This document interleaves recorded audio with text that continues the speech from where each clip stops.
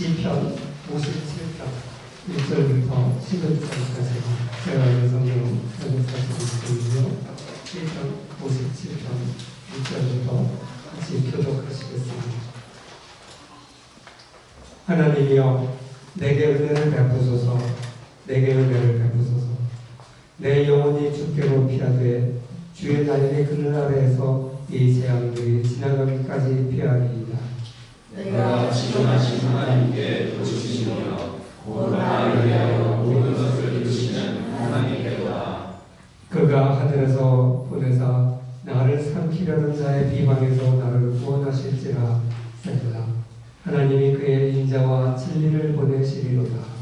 내 영혼이 사자의 마음에서 살며 내가 불쌍한 자를 주님에 머물렀으니 곧 사망의 아들을 주니라. 그들에 있는 창과 화살이요 그들에 가는 날카로운 칼 같도다.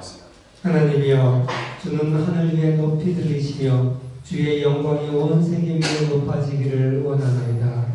그들이 내 것을 막으려고 그것을 차지하였으니 내 영혼이 억울하다. 그들이 내 앞에 웅덩이를 갔으나 자기들이 그 중에 빠졌도다. 하나님이여 내 마음이 확정되었고 내 마음이 확정되었사오니 내가 노래하고 내가 찬송하리로다. 내 영광아 되시리라. 이마야 수고하 되시리라. 내가 새벽을 깨우리로다. 주여 내가 만민 중에서 주께 감사하오며 문나라 중에서 주를 찬송하리이다. 무릇 주의 입장은 커서 하늘에 계시고 주의 진리는 창에 이르나이다. 다같이 하나님이여 주는 하늘 위에 높이 들리시며 주의 영광이 온 세계 위에 높아지기를 원하나이다. 아멘. 이 본문을 중심으로 최현성 목사님 나오셔서 폭풍 속에서의 감사라는 제목으로 말씀 전해 주시겠습니다.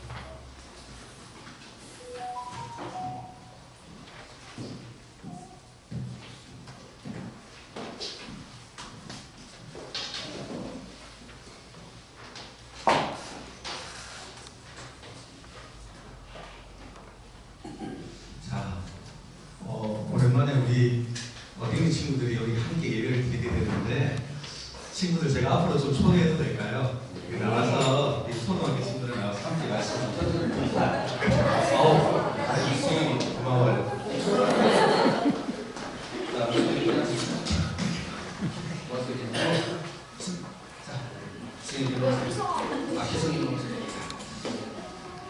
보자. 오늘 추수감사절이잖아요, 그치? 우리 친구들 혹시 감사할 제목들이 혹시 하나씩 있을까? 뭐 감사하는 일이 있을까? 승리 뭐 있을까? 한번 생각해 볼 시간 좀 필요해? 네. 모아서 혹시 있어요? 뭐? 같이 은혜 앙상블을 할 수 있게 해주세요. 그렇지. 오늘 암살만 할 수 있는 기회가 있는 자체가 참 감사한 일이다, 그죠? 혹시 뭐 희성이나 승현이나 나눌 수 있는 제목 있을까? 억지로 할 필요는 없고. 원래 3초의 시간을 주는 건 알죠. 우리가 감사할 제목들이, 감사할 일들, 좋은 일들이 있어서도 감사를 하는 게 맞는데, 오늘 목사님이 전하려고 하는 이야기가 뭐냐면, 설교가 뭐냐면, 예수님 믿는 사람들이 그게 아니고서도 감사를 할 수 있다는 얘기를 하려고 하는 거야. 뭐하고 비슷하냐면, 목사님이 참 좋아하던 옛날에 프로그램이 있는데, 사냥꾼들이 사냥하는 프로그램을 가서 목사님이 다큐멘터리 같은 본 적이 있거든. 너무 재밌다. 동물 사냥. 너무 재밌더라고. 사냥꾼들이 겨울에 어떻게 하냐면 동물들을 이렇게 추적을 하고 따라가는데 뭐 가지고 그렇게 따라가는 예수님이 안 좋아하시고 사실 노아의 홍수이고 동물들도 다 먹으라고 주시긴 했어. 그러니까 우리가 필요한 만큼 우리가 먹는 건 괜찮은 것 같아. 그런데 사냥꾼들이 동물을 어떻게 따라가냐면 눈밭에 발자국을 찍혀요. 그 발자국으로 따라가는 거야. 그런데 어떻게 할 수 있냐면 그 사냥꾼들은 워낙 경험이 많기도 하지만 동물들이 자기들만의 발자국 모양이 있대. 그래서 이렇게 찍히면 이거는 호랑이다. 이렇게 찍히면 이건 노루다. 이렇게 찍히면 멧돼지다. 뭐 이렇게 찍히면 이건 토끼다. 그리고 그게 사이즈와 이 깊이에 따라서 얘가 얼마나 큰 짐승인지 그걸 다 알 수가 있대. 사냥꾼들이 하는 말이 무슨 말이냐? 그 발자국이 동물이 자기가 누구인지를 알려주는 자신만의 다 그 표시라는 거야. 목사님 생각할 때 예수님 믿는 사람들도 우리가 누군지 다 이렇게 알려줄 수 있는 표시가 있어. 그래서 예수님 믿는 사람들이 살아가면서 삶의 발자국들을 남길 때, 아, 이 사람은 누구나 봐도 그 발자국만 봐도 예수님 믿는 사람이구나 알 수 있게 되는 거야. 예수님 믿는 사람들이 남기는 발자국에 이름이 있는 줄 알아. 그게 바로 감사라는 거야. 아, 우리가 또 그렇다고 발에도 감사사진 이렇게 찍고 다니는 건 아니고, 우리 예수 믿는 사람들은 삶에서 흔적을 남기는데 그 사람만 보면 이 사람이 감사하는 사람이구나. 그래서 감사하는 사람을 보면 이 사람 예수 믿는 사람이구나 라고 알 수 있게 된다는 거예요. 이게 무슨 얘기인지 말씀 잘 들어보고 그 다음에 조금 어렵다 싶어도 잘 들어봐. 그리고 집에 가서 아빠 엄마한테 오늘 이 말씀 내용이 무엇인지 한번 또 물어봐봐. 그리고 우리 친구들한테 목사님이 작은 숙제를 하나 준다면, 숙제가 너무 좀 무겁다 그지? 설교 시간에 너희들이 덜 심심하게 할 수 있는 게 하나 준다면, 목사님이 설교 중간에 이야기를 해줄 거야. 그 이야기에 나오는 사람이 무엇 때문에 감사할 수 있었는지 목사님이 얘기해 준 걸 잘 듣고 한번 적어봐봐. 아니면 기억을 해봐봐. 아니에요. 기대해요. 누군지. 알겠죠? 그리고 그 사람이 무엇 때문에 감사할 수 있었는지 집에 가서 아빠 엄마한테 그거는 너희들이 한번 말씀을 드려달라고. 아빠 엄마 목사님이 얘기해 준 가운데 어떤 사람이 이 사람이 이거 때문에 감사했었대. 그거는 너희들이 한번 또 그거 아빠 엄마한테 얘기해서 알겠지? 자, 우리 말씀을 듣고 가자. 일어서서 들어가시면 돼요.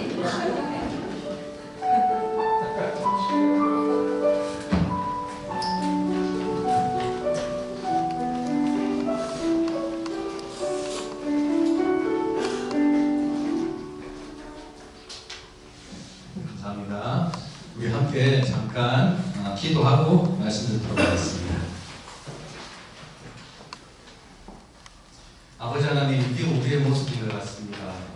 때로는 부족할 때도 있고, 때로는 예쁜 소리가 날 때도 있고, 때로는 조금 튀어내서 벗어나는 소리가 날 때도 있지만, 하지만 우리가 가지고 있는 것 모든 걸 가지고 하나님을 예배하고 하나님을 높이고 또한 하나님께 우리의 감사를 올려드립니다. 하나님, 있는 모습 그대로 나오라 하신 그 주님의 말씀을 의지하고 우리의 이 모습 그대로 받아주시고 우리의 예배를 통하여서 홀로 영광받아 주시옵소서. 그리고 그때에 정말 이 모든 것을 덮으시는 우리 아버지 하나님의 그 크신 사랑과 은혜로 우리의 모습 아름답게 계속해서 세워나가 주시기를 간절히 기도하고 소망합니다. 만복의 거두는 우리 아버지 하나님, 우리의 삶 가운데 모든 필요를 공급해 주시며 감사드립니다. 오늘도 정말 우리의 심령이 생명의 떡이신 우리 주의 말씀 갈망하며 나옵니다. 진리의 말씀으로 우리의 영혼을 먹여주시고 그 은혜에 감사의 고백이 넘쳐나는 귀한 은혜의 시간 되게 하여 주옵소서. 감사드리며 이 모든 말씀 예수님 이름으로 기도합니다. 아멘. 오늘 본문 가지고 제가 이 감사주일 설교에 대해서 묵상하는 가운데 많이 생각하게 된 사건이 하나 있습니다. 이 이야기로 제가 오늘 말씀을 시작하려고 하는데요. 아직까지도 너무나도 생생하게 기억이 나는 2020년 3월이었습니다. 당시 저희 집 시온이가 소원이 하나 있었어요. 이 시온이 생일이 사실 8월이거든요. 그러다 보니 이 여름방학 한 주만이어서 친구들하고 생일 파티를 한 번도 할 수가 없었어요. 근데 그 해에는 특별히 그 해피 버스데이 그래가지고 뭐 그렇게 하는 게 있더라고요. 그 방학 중에 있는 생일인 애들이 6개월 이렇게 뭐 앞뒤나 뒤에 이렇게 따로 날짜를 잡아서 친구들 초대해서 생일하는 얘기를 들었어요. 그래서 이거 좋겠다. 그래서 그걸 한번 해체해보자. 난생 처음으로 시온이가 친구들을 초대해가지고 뭐 어디 가가지고 뭐 생일 파티 작게 한번 하는 이런 것들을 해보려고 하고 있었습니다. 그런데 그때 멀리 지구 반대편에서 이상한 심상치 않은 소식들이 막 들려오는 거예요. 벌써 눈치채셨잖아요. 그죠? 2022년 3월이니까. 맞습니다. 코비드-19, 그 코비드-19 질병이 유행하게 되었어요. 한국은 1월부터였지만 저희가 그 당시 이제 미국에 있었는데 미국은 3월 10일경부터 이게 본격적으로 이게 시작되었고요. 지금 되돌아봤을 때 아마 그 전에 이미 바이러스 다 들어와 있었던 것 같아요. 다만 아무도 그게 뭔지 몰랐잖아요. 그러니 모르는 가운데 막 정신없이 퍼져나가고 있었던 거 아닐까. 감지도 못하고 있었던 것 같아요. 이게 처음 이제 미국 같은 경우는 시작되자마자 너무 급격하게 이게 퍼져나가니까 정말 감당이 안 되더라고요. 갑작스럽게 모든 것이 다 닫히고 다 취소되고 다 금지되었어요.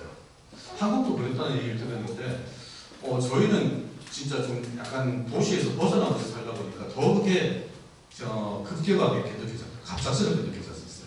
아무런 예고 없이 그 스테이홈 올더라고 그러죠. 그거 외출 금지령이고 이게 자택 격리령이 시작되었습니다. 이거 말 그대로 영화에서만 보던 상황이잖아요. 그죠?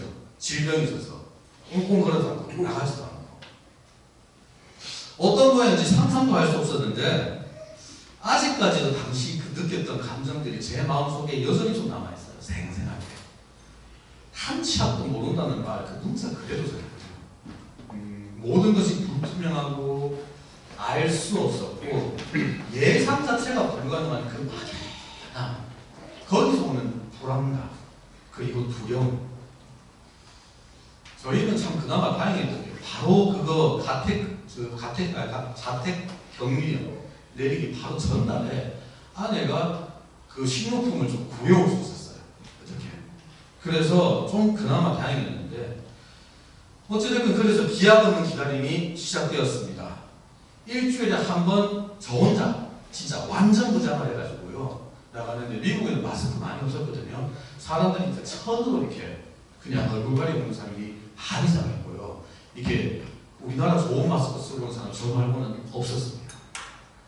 그렇게 생필품을 제가 일주일에 한 번 구해온 거 말고는 말 그대로 24시간 집안에만 격리돼서 살아가는 삶이었습니다. 특별히 이게 먼 타국이었잖아요.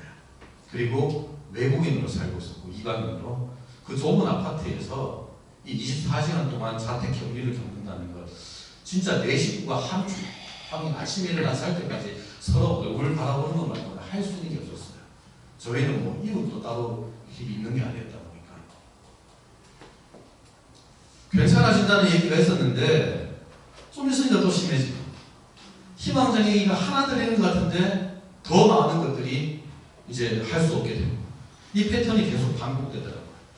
격리가 시작되었을 때 금방 끝나겠지라는 희망이 있었는데 이게 또 길어지고 또 길어지고 하다 보니까 이 폭풍이 지나갔다고 기대를 할 때마다 그래서 이게 요만큼 남은 힘을 이제 막 끌어모을 때마다 그때마다 이 폭풍이 아직까지 지나가지 않고 여전히 남아있고 이게 끝이 보이지 않는다는 그 현실이 정말로 우리를 지치게 만들더라고요.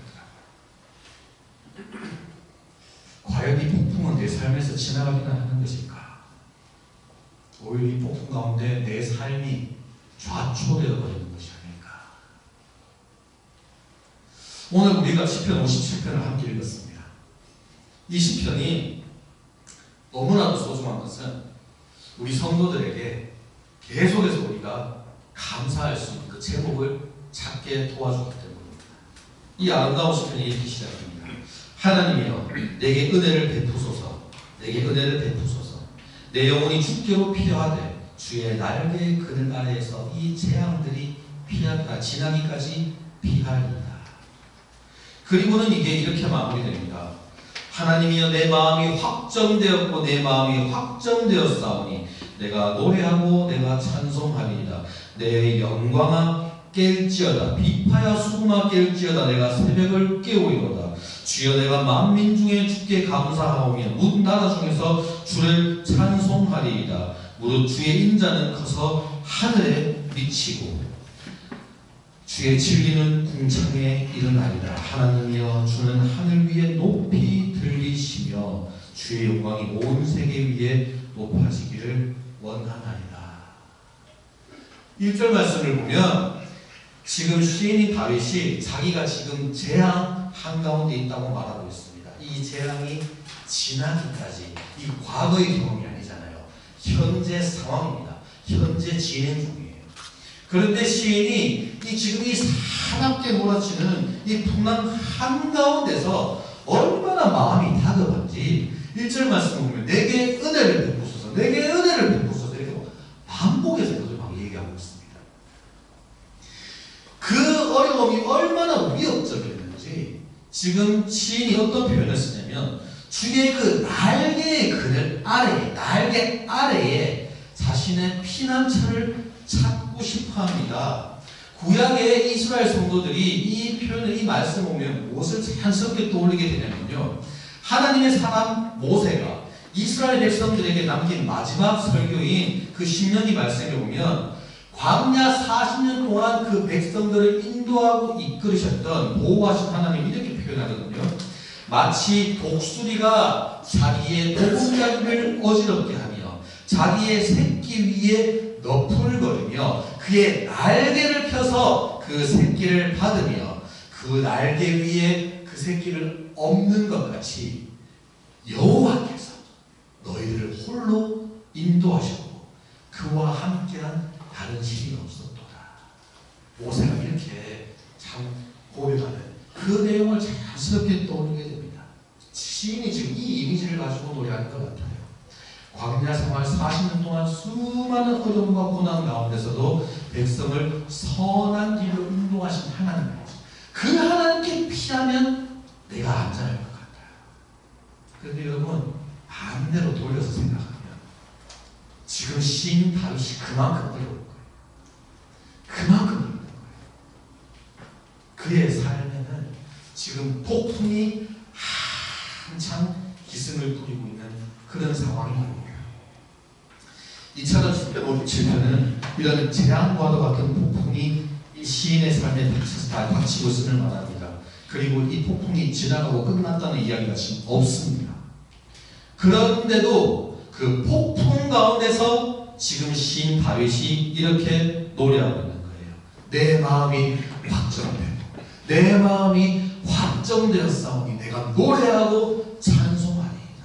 주여 내가 만민 중에 주께 감사하오며 문 나라 중에서 주를 찬송하리이다. 여러분 그 폭풍 가운데서 한가운데서 이 고백을 하고 있는 거예요. 놀랍지 않습니까? 그 풍랑이는 바다 가운데서 이 배가 흔들리고 있는데 그 상황에서 시인의 마음 가운데 몽글몽글 솟아오르는 이 감정이 무엇이냐? 감사하는 거예요. 찬양이 하는 거예요. 이처럼 여러분 시편 57편 말씀에서 우리가 분명하게 알게 되는 하나의 그 신앙의 원리가 있습니다. 그건 뭐냐? 어떻게 보면 바로 우리 인생 가운데 폭풍을 지나고 있을 때 바로 그때가 성도가 오히려 하나님께 감사와 찬송을 올려드릴 수 있는 때가 될 수 있다. 그리고 어떻게 보면 이 시인에게는 감사와 찬송이야말로 이 폭풍을 넘어가는 하나의 방법이었던 것 같습니다. 마치 우리 성도님들 옛날 우리 어르신들이 참 많이 부르던 찬송인데 찬송가 373장 2절 말씀 이렇게 찬양하거든요. 큰 물결이 일어나 나 쉬지 못하나 이 풍랑 이면하여서 더 빨리 갑니다. 혹시 찬송하세요? 저 어릴 적에 5살, 6살일 때 새벽에 잠에서 깨서 아빠 엄마 없잖아요. 그러면 저희 집이 교회 안에 있었거든요. 그냥 잠옷 입고 그냥 예배당하면 어머니가 이불도 벗고 기도하고 계셨어요. 거기 안겨서 잤었거든요. 자고 있으면 뒤에 있는 권사님이 기도하면서 이 찬양을 눈물이면서 계속 부르시는 분이 계셨어요. 제가 그래서 이 찬양을 하면서 이 풍랑 때문에 이 풍랑 이면하여서 내가 더 빨리 갑니다.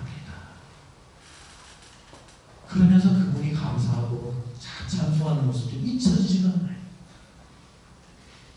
이처럼 여러분, 감사와 찬송이 오히려 성도가 자신의 삶에서 몰려든 이 풍랑을 넘어가는 그 방법이 될 수 있다는 것. 이거는 우리에게 또 다른 한 가지 사실을 떠올리게 합니다. 바로 감사라는 것이 값없이 은혜로 구원받은 그 성도들에게 그 존재 자체에 본능적으로 새겨져 있는 거라는 거예요. 다시 한번 말씀드릴게요. 감사라는 것은 구원받은 성도, 은혜로 구원받은 성도에게 이게 그 안에 본능적으로 새겨져 있는 거예요. 다른 말로 감사하는 삶은 구원받은 성도들이 가지고 있는 본능적인 신앙입니다. 나는 오직 예수 그리스도의 그 은혜로 구원받아 새 생명을 사는 그리스도인이다. 나는 그런 성도다. 이 정체성이 있는 사람이라면 감사가 그냥 여기 새겨져 있다는 거예요. 그래서 우리의 인생길을 걸어갈 때 우리의 지나는 길마다 제가 어린이 찬양에서 어린이 설교에서 말씀드렸던 것처럼 그 우리가 걸어가는 인생의 걸음 하나하나마다 찬양과 감사의 그 자극들이 자연스럽게 남겨진다는 겁니다. 그게 성도가 남기는 삶의 흔적입니다. 물론 우리 삶에서 여러분 감사의 제목들 많이 있잖아요. 감사할 일들이 많이 있어요. 그렇기 때문에 우리가 감사를 드립니다. 맞습니다. 그런데 성도가 드리는 감사의 본질은 그것을 넘어서는 거라는 거죠. 우리 인생의 상황에 따라서도 감사를 드리지만 그것을 넘어서 이 상황을 넘어서서 우리라는 성도라는 이 존재 자체가 우리가 살아가는 삶 자체가 감사하는 삶 그 자체라는 거예요. 감사 그 자체라는 겁니다. 그렇게 우리가 지음을 받았다는 거예요. 종교개혁 당시에 우리 믿음의 선배들이 남긴 귀한 신앙의 고백인 하이델베르크 요리문답을 보면 이런 믿음의 고백이 너무나도 선명히 잘 담겨져 있습니다. 하이델베르크 요리문답이 세 개의 챕터로 나뉘어져 있거든요. 그리고 각 챕터가 이런 내용으로 진행이 됩니다. 첫 번째 챕터가 사람이 얼마나 그 죄의 비참한 가운데 빠져있는 존재인가.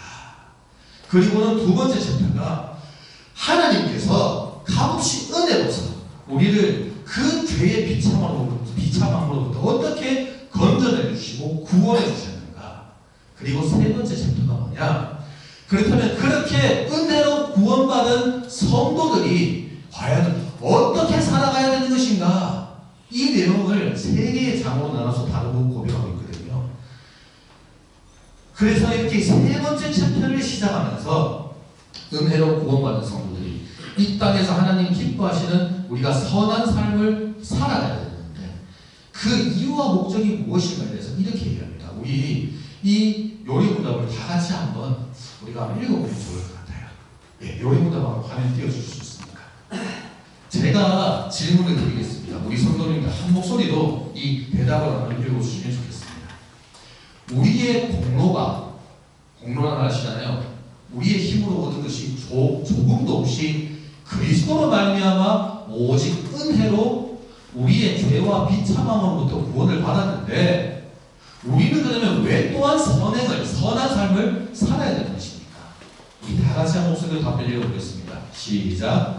그리스도께서 그의 보혈로 우리를 구속하셨을 뿐 아니라 그의 성령으로 우리를 새롭게 하여 그의 형상을 닮게 하시기 때문입니다. 이것은 우리가 모든 삶으로서 하나님의 은혜에 감사하고 하나님께서 우리를 통해 찬양받으시기 위함이며 또한 우리 각 사람이 그 열매로서 자신의 믿음의 확신을 얻고 경건한 삶으로서 다른 사람을 그리스도에게 인도하기 위함입니다. 아멘. 진하죠? 한마디 한마디가 아주 깊은 의미가 있습니다. 간단히 말해서 오직 은혜로 구원받은 성도들이 이 땅에서 삶을 살아가는데요. 그 삶이 이 정체가 뭐냐? 날마다 예수님을 닮아가는 삶이라는 거예요. 우리가 하루하루 예수님 조금씩 닮아가야 되는 거예요.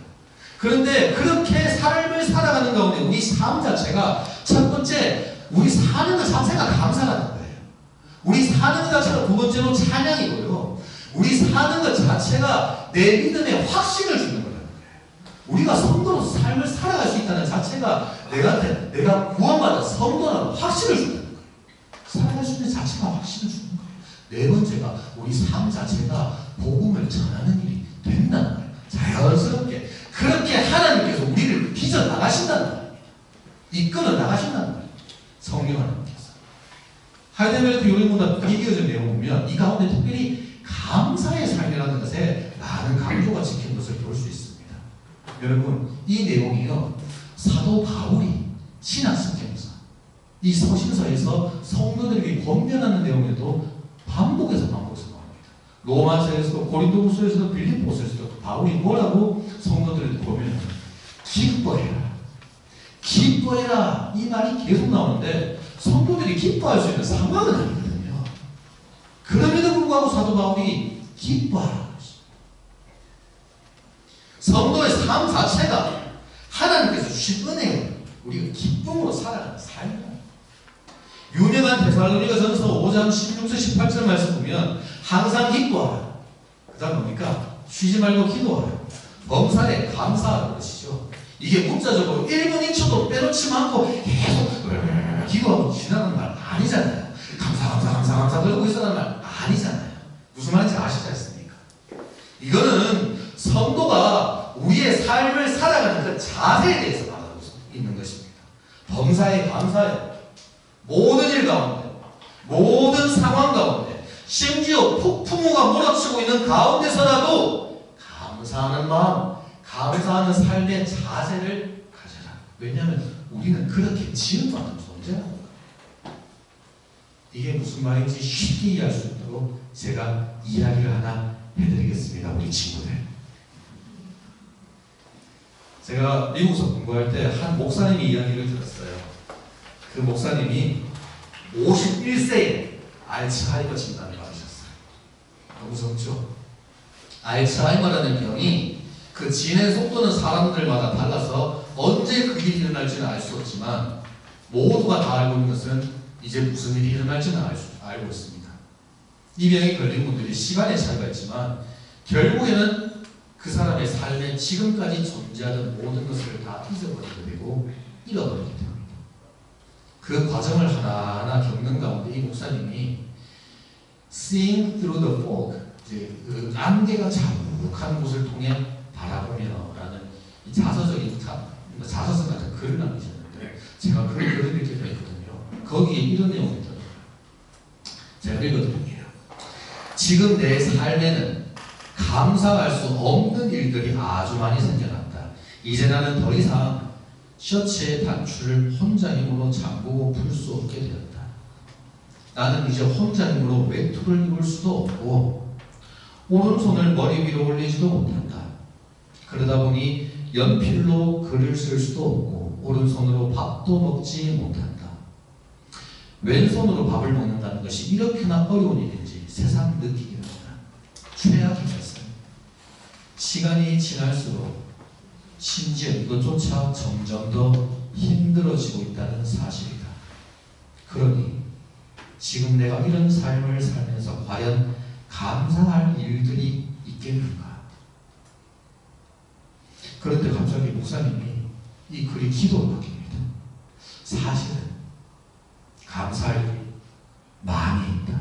주님, 오늘 아침에도 깨워주시네 감사드립니다. 주님, 제가 침대에서 옆으로 돌아 누울 수 있음에 감사드립니다. 주님, 아직 저 혼자 힘으로 침대에서 일어날 수 있음에 감사드립니다. 주님, 밤에 자다가 화장실을 혼자 힘으로 갈 수 있음에도 감사드립니다. 아직 양치도 혼자 할 수 있음에 감사드리고 식사도 할 수 있고 옷도 입을 수도 있고 아직 걸을 수도 있음에 감사드립니다. 그렇습니다. 주님, 아직 사랑하는 사람들과 대화를 나눌 수 있어 너무나도 감사드립니다. 글이 계속해서 이렇게 이어지더라고요. 감사의 제목들을 적어보니 그 리스트가 계속 이어진다. 내가 알츠하이머와 싸우면서 한 가지 배운 것이 있다면 내가 하지 못하게 된 일들이 아니라 내가 할 수 있는 일들에 내 마음을 두는 것이다. 나는 내 삶의 작은 것들과 내가 아직 할 수 있는 여러 가지 것들로 인해 감사하는 것을 배웠다. 제가 생각할 때 이게 성도가 우리 존재 자체에 새겨져 있는 감사를 드리는 삶을 살아가는 자세를 보여주는 하나의 예가 아닌가 싶어요. 그런 마음으로 살아가는 성도의 삶이 어떤 것인가? 우리가 그런 감사와 찬양의 삶을 살 수 있는 것은 고통과 슬픔과 상실감 가운데서도 우리 삶에 끊이지 않고 엄습하는 그 폭풍 가운데서도 우리가 뼈저리게 알아가게 되고 고백하게 되는 한 가지 사실 때문입니다. 그것 때문에 우리가 감사할 수 있는 거예요. 그 사실이 뭐냐면요, 바로 나는 나의 것이 아니요 내 몸도 마음도 나의 신실하신 구주 예수 그리스도의 것입니다. 하이델베르크 요리부터 1문에 나오는 고백입니다. 이것이 성도의 나의 정체성이라고 내가 고백하는 그런 존재가 바로 구원받은 백성들, 그리스도의 성도들이기 때문입니다. 우리 주님은 심지어 이 폭풍 가운데서도 여전히 선하시고 인자하시고 자비하시니 한이 없으시고 우리를 너무나도 긍휼히 여기셔서 우리 가운데 함께 거하시는 우리의 선한 목자 되시거든요. 코로나 이야기로 시작했으니 코로나 이야기로 말씀을 정리해 보도록 하겠습니다. 모두가 참으로 힘든 시간을 지났습니다. 하지만 저희도 잘 힘들었습니다. 당시 저희가 살고 있던 그 미시간 그랜드 레피지가 참 힘든 지역이었어요. 당시 미국 전역에서 확진율하고 사망률이 거의 제일 높은 국가 가운데 한 군데였거든요. 그 지도를 보여주는데 빨갛게 됐는데 저희가 살고 있는 동네 거의 제일 빨개요. 그 폭풍이 우리들의 삶에 얼마나 깊은 아픔을 남기고 많은 것을 앗아갔는지 참 말로 다 할 수 없습니다. 저희가 개인적으로 겪었던 사건을 한 가지 나누자면 한창 그 자택 격리를 하고 있는 와중에 저희 집에 도둑이 들었습니다. 창고에 있는 물건을 싹 가져갔어요. 안 그래도 실제적으로 잃어버린 물건들도 많았지만 그보다 더 큰 그 심리적인 타격이 너무 컸어요. 정말 우리가 어디로 가야 될지 어디 피할 수 있는 곳이 없어 보였어요. 이게 어떻게 해야 되지? 안전한 곳이 없잖아요. 진짜. 안 그래도 심리적으로 마음이 흔들리고 있던 저희 아이들한테 혹시라도 하는 마음이 있어서 불안감이 커질까봐 아이들한테 얘기를 못했어요. 몇 년 지나고 얘기했어요. 하지만 그때 아내와 둘이 기도하는 가운데 저희가 이런 마음을 서로 나누며 서로 좀 격려하는 시간들을 가졌었습니다. 그래도 감사하다. 그래, 물건은 잃어버렸는데 그래도 집에 냉장고에 당장 먹을 거는 지금 있지 않나요? 한국에서 그래도 좋은 마스크 우리 보내주셔가지고 우리는 KF94가 대단히 좋은 마스크 같더라고요. 진짜. 우리는 그래도 이거 쓰고 좀 식료품과는 하루 일주일에 한 번 나갈 때 그래도 좀 덜 불안하게 나갈 수 있지 않나요? 뭐 창고는 털렸지만 우리 집은 그래도 아무도 이렇게 뚫고 들어오진 않았으니까 안전하지 않을까. 아마도 진짜 지금 절망한 사람이 우리보다도 훨씬 절실한 사람이 누군가 있을 거예요. 그 사람이 지금 그래서 어쩔 수 없이 하다못해 가져가지 않았을까. 그 사람들이 얼마나 다급하면 그렇게 했을까. 이런 방법을 통해서라도 그 사람의 필요가 채워진다면 만약에 이것조차도 하나님께서 이 가운데서 일하시는 그 선비의 아래에 있는 일이 아닙니다. 그렇게 감사하자. 불안하지만 이 불안함이 더 커졌지만 그래도 감사하자. 이 폭풍이 아직까지도 지나가지 않지만 끝이 보이지 않는 틈을 갖지만 그래도 감사하자. 이 가운데서도 우리 하나님 여전히 선하시고 그 인자심이 여전히 끝이 없이 시중에 감사하자. 아내랑 둘이 손을 붙잡고 저희끼리 그러고 있었습니다. 집안에서 할 수 있는 게 없더라고요. 정말. 오늘 본문 10편 57편 10절 말씀처럼 무릇 주의 인자는 커서 하늘에 미치고 주의 진리는 궁창에 이르는 것입니다. 이 진리가 우리를 붙드는 것입니다. 그래서 우리가 모든 상황 가운데서도 우리의 마음을 다잡고 다시금 우리의 마음을 확정해서 주를 찬양하고 주께 감사할 수 있는 것 같습니다. 오늘 추수감사절을 맞아서 이 자리에 나와 함께 예배하는 모든 주의 백성들이요, 우리가 얼마나 감사할 제목들이 많습니까? 아니 뭐 다 떠나서 원래 저와 여러분들이 만나지가 될 줄 알았습니다. 우리가 이제 함께 한 교회의 이름으로 주님의 몸된 교회를 섬기고 세워나가게 된 것만 해도 얼마나 감사한 일입니까? 뭐 제가 지금 담임 목사로 이렇게 부임하게 되었다고 해도 뭐 당장 막 드라마틱하게 뭐 이렇게 좋아지고 한 건 없는 것 같습니다. 그죠? 여전히 우리 가운데는 필요들이 있는 것 같습니다. 당장 우리 예배 초소를 두고 하나님의 인도하심을 구하고 있는 상황입니다.